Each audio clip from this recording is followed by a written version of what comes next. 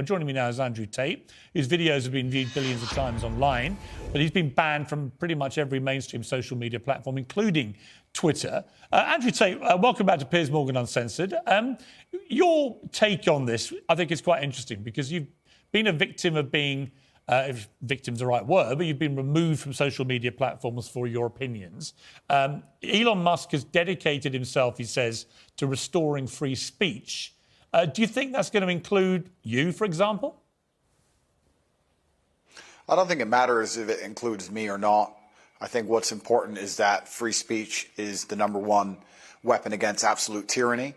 And although you cannot have complete free speech because then conversations completely break down into asinine insult fests, I do like the idea of the changing of the guard when it comes to control over information. Is it possible, Andrew Tate, to actually police something like Twitter, to be a platform for genuine free speech? Or is it so toxic and tribal now that whatever happens, you know, before we had all the people on the right screaming away that they were being no platformed and so on. Now you've got all the people on the left screaming that they're being diminished in some way. It's very tribal, very toxic. Can Musk cut through that? And if so, how? Yeah, it's going to be extremely difficult. There's always going to be one group of people who are extremely unhappy, but I think that anybody who's perspicacious enough to understand the truth of what's been going on in the world recently will know that the left and their narratives have certainly been protected for a very long time. And the universe has swings and balances, and God often restores balance to the universe, and perhaps it might swing the other way for a while. I truthfully am a person who believes that all points of view are extremely important, because as soon as you block points of view, you have absolute tyranny. And in a way, it's sort of self-defeating, isn't it? Because you carried on getting huge attention. It was interesting to me that when you came on the show, for example, we've had, I think, nearly 6 million people have viewed the whole interview that we did, which is a huge number of people, certainly far higher than watched it on conventional television. So you have a whole world out there online which operates away from social media platforms. Yeah, I've been very, very successful in spite of them, but not many people can do that. I'm in a pretty unique position, but I think that everybody needs a voice to a degree, and social media platforms are now the most important platforms on the planet. They control information, and they influence real-world decisions, and they influence people's perception of reality. The last few years of COVID have been a perfect example of what happens when you censor one side of the argument and you only allow one point of view to be purported by the matrix in and of itself, and that's how you end up in tyrannical situations. I think you were just discussing that, Piers. Yeah, and I think that's a perfectly valid point. You know, people have quite rightly held me to task over some of the positions I took during the COVID pandemic, notably when the scientists said as a definitive fact that you couldn't transmit the virus if you had the vaccine. It turned out that wasn't true. And I based my observations on that supposed fact and said, right, well, in that case, if you refuse to be vaccinated, you shouldn't get the same rights as people who've been vaccinated. If it's true that if you're unjabbed, you can pass it on. It turned out, actually, there's not much difference whether you've been vaccinated or not. And at that point, I changed my mind. But I felt that there were a lot of people who were being deplatformed from Twitter at the time for questioning the validity of scientific statements, and they would then be a complete U-turn. So I do think it was a very interesting period, actually, for testing what free speech means. It was actually worse than that. You're right, Piers, but it was actually worse than interesting, because what happens is when you censor an entire side of the argument and only allowed one side of the argument to have a voice, you are changing reality in real time. You are shaping the world.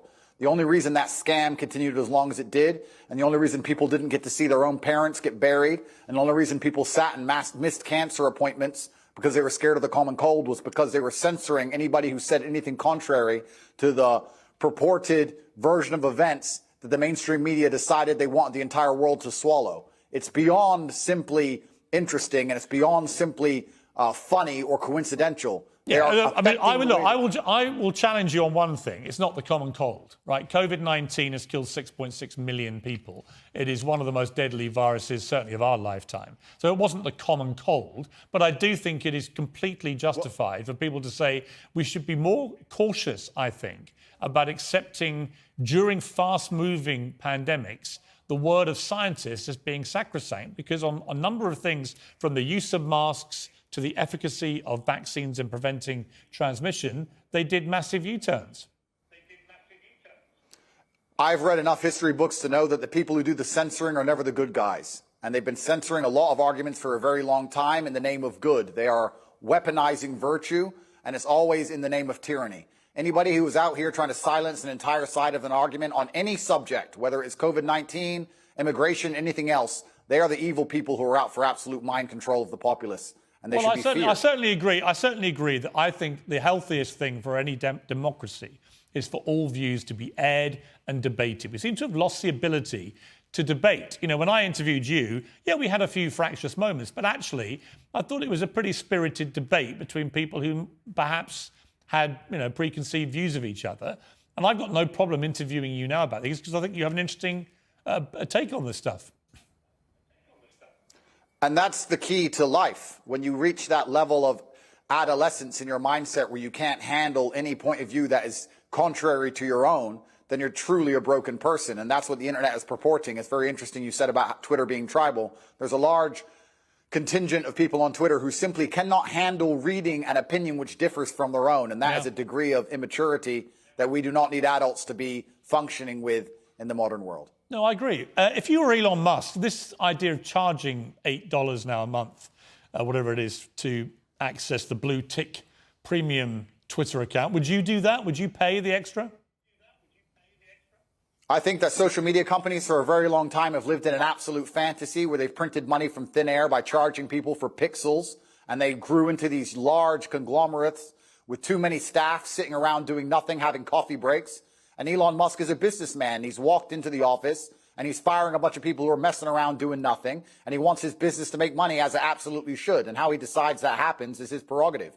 I don't see why we should sit and accept that a website needs 200,000 people sitting around discussing in long meetings, sitting on beanbags about policy of human rights of some garbage, when he's come along and said, no, I'm a businessman. We're going to charge for our service. We're going to reduce the number of staff. And we're going to be a functional, coherent company, as they should be. And it's his prerogative to do it, as he's bought the company. I think he can do whatever he wants. Yeah, I mean, I don't disagree, because I remember the appalling censorship of the New York Post exclusive about Hunter Biden, the son of the president, about his laptop. This is 3 weeks before the election that Joe Biden won. He was heading, you know, to a possible victory, but it was tight. And that story, they reckon, could have tipped it either way. But it was completely suppressed and censored, starting with Twitter, then Facebook, then others. Twitter literally locked out the New York Post account for 2 weeks for breaking a completely true story. And I thought that was shameful. It's worse than shameful. It's worse than shameful. When you control information, you control the real world. They affect the real world in real time. They are genuinely affecting the reality people live in. They are not just a company. They're not just a social media platform. It affects absolutely every single person on the planet when it changes who is elected. I don't want to comment specifically on Hunter Biden or the laptop. I would never kill myself. But I don't think it's fair that they would hide certain key information that close to an election. And the fact that they've done that was done specifically to affect the world that we all live in. And we all have to suffer the consequences of those things. So to sit and say that these companies can just do whatever they want, they're private, etc. No, free speech is beyond important for democracy. It's important for the reality that we exist under. Andrew Tate, thank you for joining me. I appreciate it. Thank you, friend.